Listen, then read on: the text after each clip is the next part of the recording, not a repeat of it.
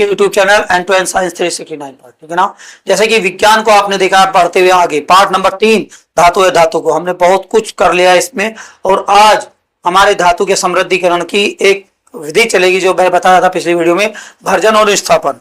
Version और विस्थापन रहेगी थी, आज उसी को आगे बढ़ाते हुए हम आगे अपनी क्रिटिकल चल रहे हैं। ठीक है ना। अगर आपने मेरी वीडियो को साइंस को नहीं देखा तो पीछे की वीडियो को देखिएगा और उनको दोबारा देखते हुए कंटिन्यू बनाइएगा, तब आपको ये ज्यादा समझ में आएगा। तो चलते हैं पार्ट नंबर 3 की ओर। ठीक है ना। तो देखिए पार्ट नंबर 3 में धातु है धातु चल रहा है आपका कक्षा 10 का। तो इसकी जो धातु का समृद्धिकरण था उसका चलेगा आज भर्जन, जो एक विधि थी। तो बेटे भर्जन क्या होता है इसको समझते हैं।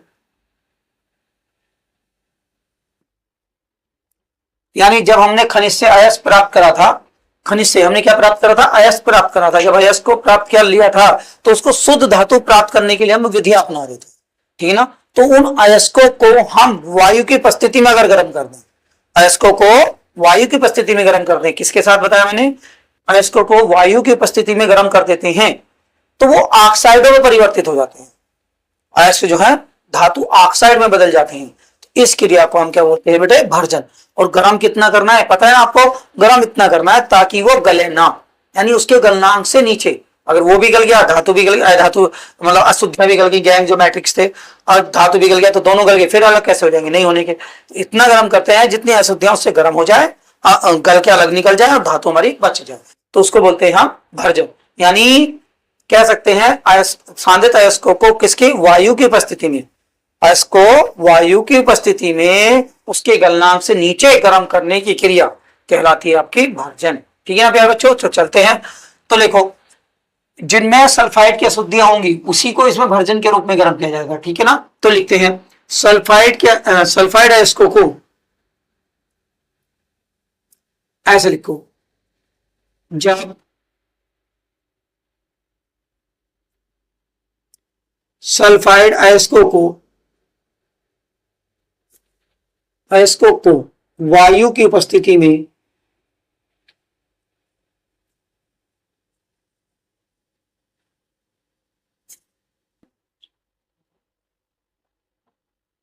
जब सल्फाइड अयस्कों को वायु की उपस्थिति में उसके गलनांक से नीचे, बड़ी जरूर लिखना है,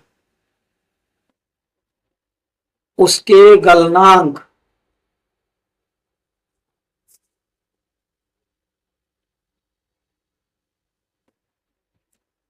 से नीचे गर्म करने की क्रिया, गलनांक से नीचे गर्म करके ऑक्साइडों में बदलने की क्रिया,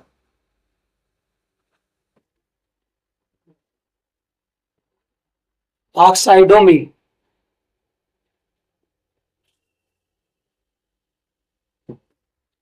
परिवर्तित करने की क्रिया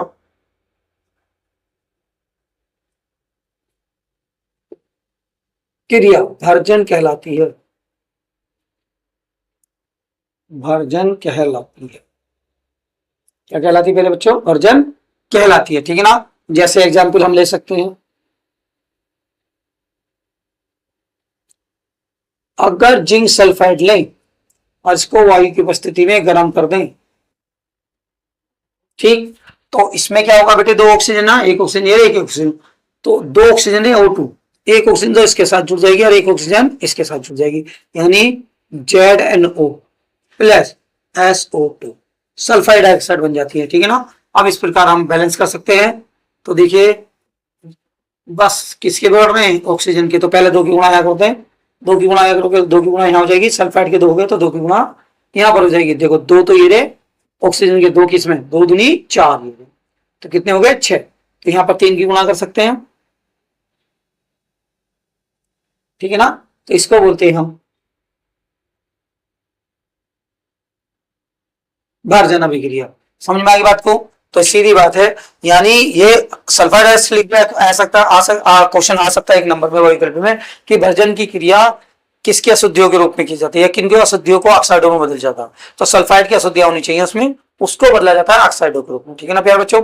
चलिए अब आती है इसकी दूसरी एक अभिक्रिया, बिल्कुल सेम यही अभिक्रिया है, निस्तापन।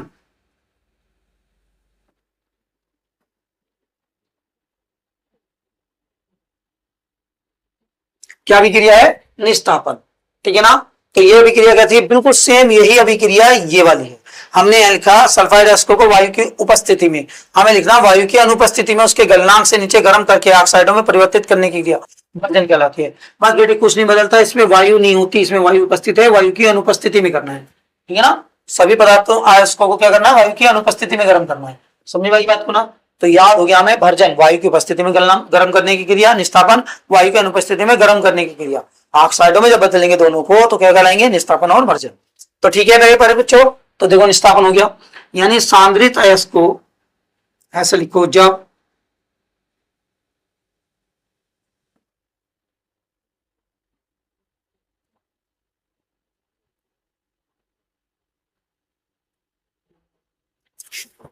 सांद्रित अयस्क को वायु की अनुपस्थिति में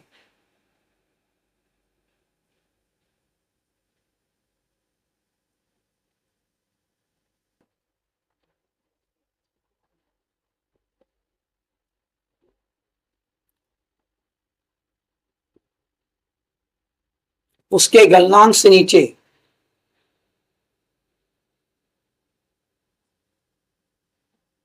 उसके गलनांक से नीचे नीचे गर्म कर करके काय में बदलना है बेटे, ऑक्साइडों में, ऑक्साइडों में परिवर्तित करने की क्रिया।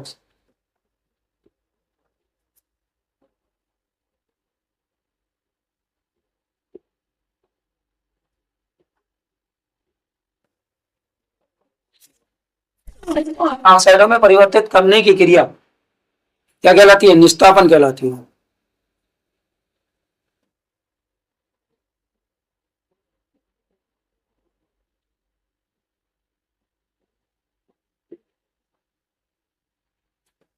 ठीक है ना। सांद्रित अयस्क को वायु की उपस्थिति में उसके गलनांक से नीचे, गलनांक से ऊपर करेंगे तो धातु भी पिघल जाएगी, तो उसके गलनांक से नीचे गर्म करके ऑक्साइडों में जो परिवर्तित करते हैं वो क्रिया कहलाती है आपकी ऑक्साइड। अच्छा, यह भी क्रिया यहां लिख सकते हैं,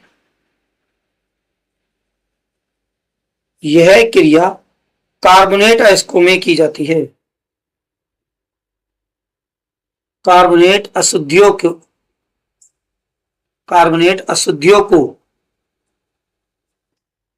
दूर करने के लिए की जाती है।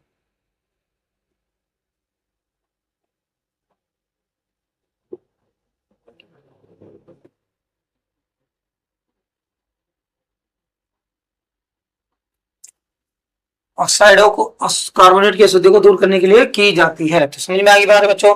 तो इसका एग्जाम्पल लिखेंगे जैसे, ये हमें ध्यान रखना है, बहुविकल्पी में बहुविकल्पी में एक क्वेश्चन पूछा जा सकता है, ठीक है ना। अगर हम ले जिंक ऑक्साइड लिया था यहाँ पर जिंक सल्फाइड, तो यहाँ पर जिंक कार्बोनेट ले ले। अब वायु तो होगी नहीं क्योंकि वायु की अनुपस्थिति में है, वायु की अनुपस्थिति में गर्म करेंगे, जब बेटे से गर्म करते हैं तो कार्बन डाइऑक्साइड निकल जाती है। यानी अगर हम देखें कार्बन डाइऑक्साइड CO2 निकल गई, तो CO3 यहाँ से यहीं से निकली होगी, एक ऑक्सीजन यहाँ पर बचा, ये इसके साथ निकल गई, ठीक है ना। तो ये बन गया जिंक ऑक्साइड,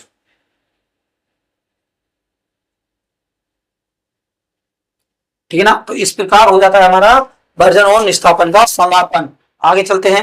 अच्छा, एक क्वेश्चन आपके आंसर में देखने को मिलेगा कि हम सांद्रित अयस्क को धातु ऑक्साइडों में क्यों बदलते हैं, या क्या कारण धातु ऑक्साइडों में क्यों बदला जाता है। क्योंकि बेटे धातु ऑक्साइडों से शुद्ध धातु हम आसानी से प्राप्त कर सकते हैं, इसलिए इन्हें ऑक्साइडों में बदला जाता है। इसको भी स्टार बना के लिख लेंगे,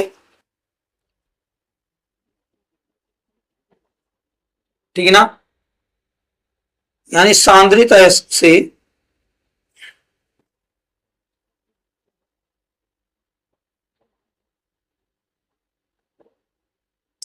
सांद्रित अयस्कों को धातु ऑक्साइडों में बदला जाता है।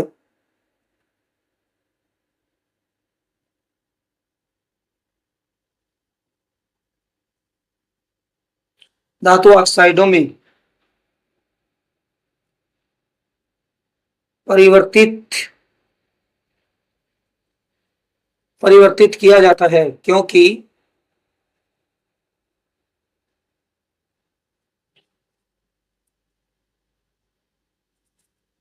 परिवर्तित किया जाता है क्योंकि धातु ऑक्साइडों से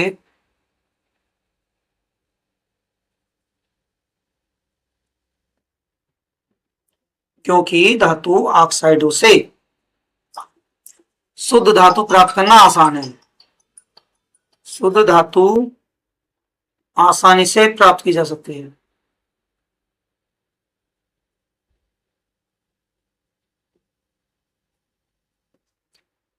परिवर्तित किया जाता है क्योंकि धातु ऑक्साइडों से शुद्ध धातु आसानी से प्राप्त की जा सकती है। ठीक है ना प्यारे बच्चे, चलते हैं आगे इससे। तो इस पार्ट को आगे जल्दी जल्दी खत्म करते हैं क्योंकि ये पार्ट बहुत लंबा हो चुका है आपका। तो लास्ट में है धातु का संक्षारण।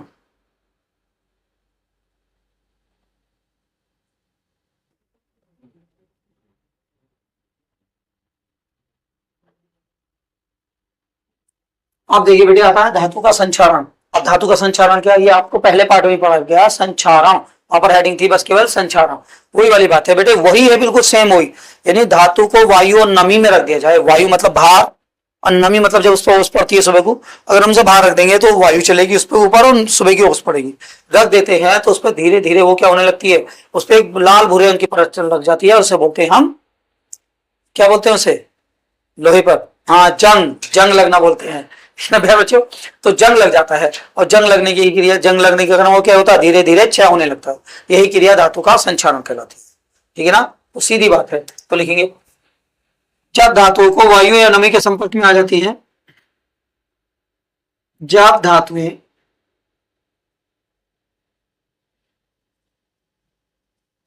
वायु और नमी के संपर्क में आती हैं,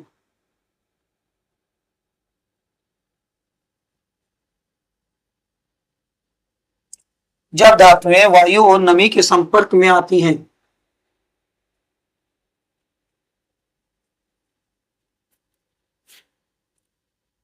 तो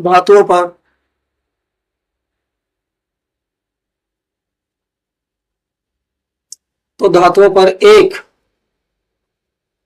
लाल भूरे रंग की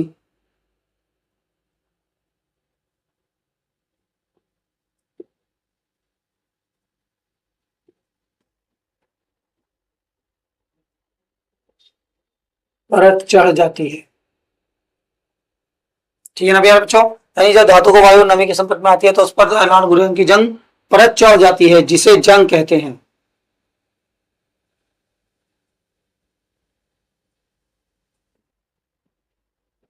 इसे जंग कहते हैं। धातुएं धीरे धीरे क्षय होने लगती है।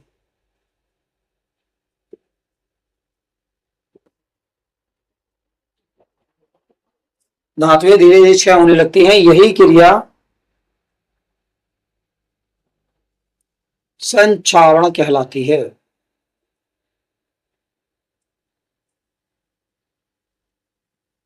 समझ में आ गई ना बच्चों। अब इसके रोकने के उपाय आते हैं। यहाँ लिखते हैं रोकने के उपाय, बहुत पूछे गए हैं ये।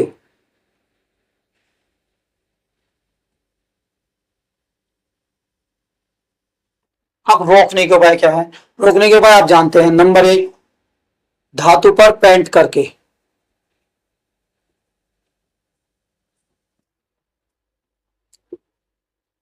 ठीक है ना, धातु पर हम पेंट कर देते हैं लोहे।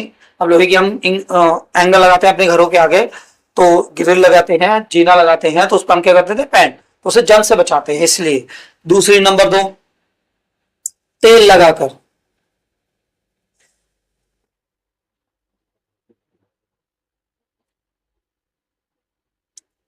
धातुओं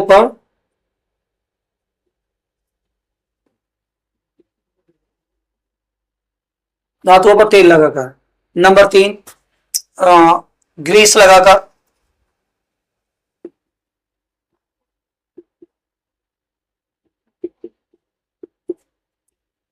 ग्रीस लगाकर, जानते ना, क्योंकि ये तेल और ग्रीस दोनों क्या करते हैं, चिकना कर देंगे, पानी इस पर रुकेगा नहीं, वायु भी इससे रपट जाएगी, तो इसलिए वो अधिकतर उसमें रहेंगी।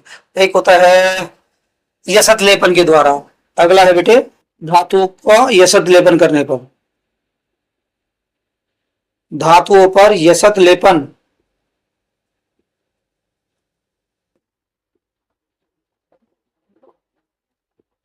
ये सदलेपन। अब बेटे ये सदलेपन क्या होता है, एक धातु पर हम दूसरी धातु की परत चढ़ा देते हैं, मतलब कोई धातु है तो उस पर परत लगा देते हैं, उसे बोलते हैं ये सदलेपन।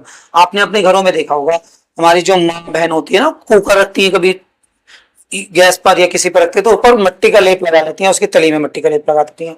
वही होता, मतलब हम यहाँ पर मिट्टी का लेप लगाते हैं और कुछ धातुएं होती है जो धातु पर धातु का लेप चढ़ा देते हैं, उसको बोलते हैं हम यसदलेपन।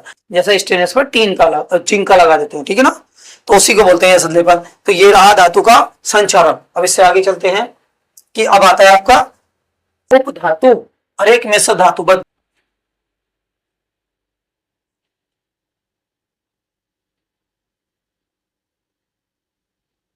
अब उपधातु क्या होती है, सोफेनाम। कभी कभी हमारे मतलब किसी मानव कह सकते हैं इंसान में भी एक आदमी ऐसा होता है जिसमें हमेशा लड़की के गुण पाए जाते हैं, ठीक है ना। अरे एक लड़की ऐसी होती है जिसमें लड़के के गुण पाए जाते हैं, तो हम उसका अलग ही नाम देते हैं, वो जेंडर अलग होते हैं, जिनको अधिकतर हम के नाम से जानते हैं। वही वाली बात है कि उनमें एक लड़के के गुण पाए जाएंगे और लड़की के भी गुण पाए जाएंगे, यानी दोनों के गुण पाए जाते हैं तो अलग हो जाता है। ऐसी बेटे यहाँ पर है उप धातु। हमने पढ़ी थी दो, धातु और अधातु, जिनमें वे पदार्थ जिनमें धातु के भी और अधातु के भी दोनों के गुण पाए जाते हैं उन्हें बोलते हैं उप धातु। समझ में आ गया ना। यानी वे पदार्थ जिनमें धातु और अधातु दोनों के गुण विद्वान हो उनको क्या बोलेंगे, उप धातु बोलेंगे। चलेगा, तो लिखते हैं, यानी वे पदार्थ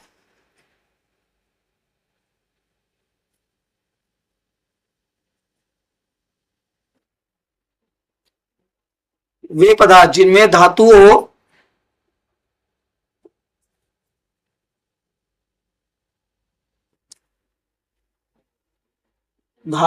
अधातुओं के, धातु और अधातु दोनों के गुण विद्वान होते हैं।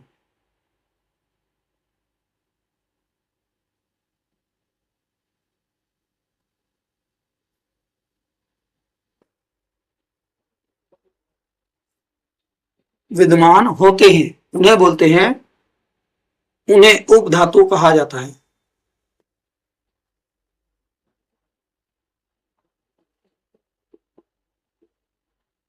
क्या कहा जाता है बेटे, उन्हें उप धातु कहा जाता है। जैसे दो तत्व है हमारे पास, एंटीमनी, तो हिंदी में नाम भी याद रखना है, और इसका एस बी, इसका संकेत होता है एंटीमनी का, ठीक है ना। एंटीमनी एस बी संकेत भी आ सकता है, हिंदी में नाम भी आ सकता है। दूसरा आर्सेनिक,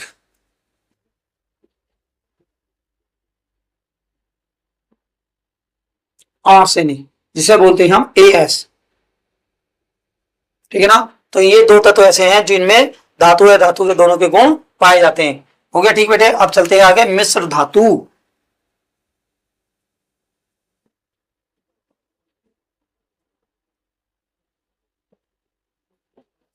अब मिश्र धातु देखते हैं, मिश्र धातु क्या होती है, सीधी पता है। मिश्र मिश्र मिश्र का मतलब समझो मिक्सचर, यानी आप बहुत सारी चीजों को आपस में मिला दें, नमक मिले, मिर्च मिले, आलू मिले, पराठा मिले, हल्दी मिले, मिर्च मिले, सारी चीज एक साथ मिला दें तो मिक्सचर बन जाता है, ठीक है ना। और मिक्सचर क्या बन गया, मिक्सचर में कोई अनुपात तो होता नहीं, तो वही वाली बात है। जब दो या दो से अधिक धातुओं को हम मिला दें, आपस में मिला दें, उससे जो भी मिश्रण बनेगा उसको क्या बोलेंगे, मिश्र बोलेंगे। तो यहाँ पर धातु है, जब दो या दो से अधिक धातुओं को आपस में मिलाया जाएगा तो उसे क्या बनेगी, मिश्र धातु बनेगी, ठीक है ना। तो उसी को बोलते हैं हम बेटे। तो लिखेंगे, जब दो या दो से अधिक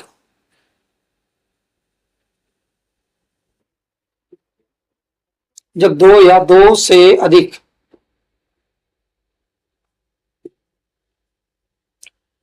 जब दो या दो से अधिक धातुओं को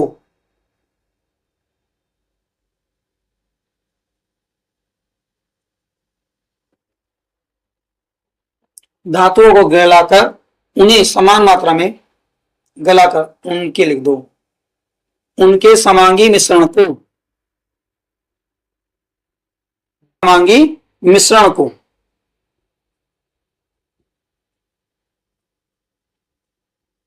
मिला दिया जाता है।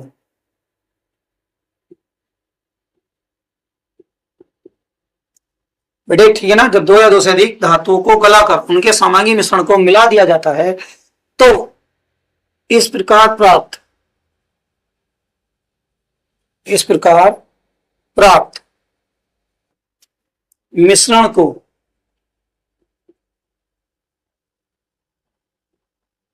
इस प्रकार प्राप्त मिश्रण को मिश्र धातु कहते हैं।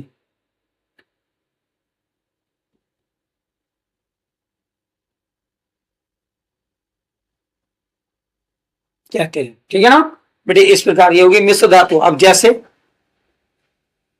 10 का नोट तो आपने देखा ना, 10 का नोट चारों तरफ पीतल सा होता है, बीच में टिकली सी लगी होती है, तो वही होता है बेटे। और यह पीतल का पूरा आता है, लेकिन वो पीतल का पूरा नहीं बना सकते हम, ठीक है ना। उसको हमें कुछ धातु अलग मिलानी पड़ेगी ताकि उसकी मात्रा कम हो जाए। पीतल बहुत महंगा होता है इसलिए।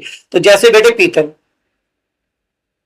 अगर पीतल में आप देखना चाहते हैं कि पीतल में क्या मिलेगा, पीतल बेटे कापर मिला होता है जिसकी मात्रा 80% होती है, सॉरी 70%, ठीक है ना। और इसमें क्या मिला होता है, जिंक मिला होता है, जिंक जिसकी मात्रा 30% होती है। इन दोनों को गलाएंगे, जब मिलाएंगे तो क्या बनेगा, आपका पीतल बनता है। नंबर 2 बेटे कांसा। कांसा भी एक धातु होती है जिससे हमारे बर्तन वगैरह बनाए जाते हैं, बहुत सारी चीजें बनाई जाती हैं। तो ये हो गया, कांसे की मूर्तियां होती हैं, ठीक है ना। और वो मेडल्स वगैरह जो बनते हैं वो कांसे क्या होती है, गोल्ड सिल्वर कांसा, वो ही कांसा होता है। ये भी मेडल वगैरह बनते हैं, उसमें भी बेटे क्या होता है, कापर मिला होता है, और वो होता है 80%, ठीक है ना। और स्टेनस मिला होता है, स्टेनस होता है हमारा 20%। इस प्रकार हमारा ये होता है पार्ट बिल्कुल खत्म। आज यहाँ पर पार्ट खत्म होता है हमारा, पूरा पार्ट नंबर 3 खत्म हो गया। अब इसके चलेंगे अभ्यास प्रश्न, और आपको देखने को मिलेगा कि आपकी एनसीईआरटी के अभ्यास प्रश्न कहीं भी आपको पेड कोर्स में हो या कहीं भी हो, यूट्यूब के किसी भी कोने पे हो, आपको एनसीईआरटी के क्वेश्चन नहीं कराए जाते हैं। जबकि अगर पेपर उठा के देखें तो करीबन 60% क्वेश्चन आपके पेपर अभ्यास प्रश्न से ही आते हैं, ठीक है ना। तो इस प्रकार अभ्यास प्रश्न को छोड़ना नहीं है। तो मिलते हैं आपको नेक्स्ट वीडियो में अभ्यास प्रश्न के साथ पार्ट नंबर 3 पर। Okay bye.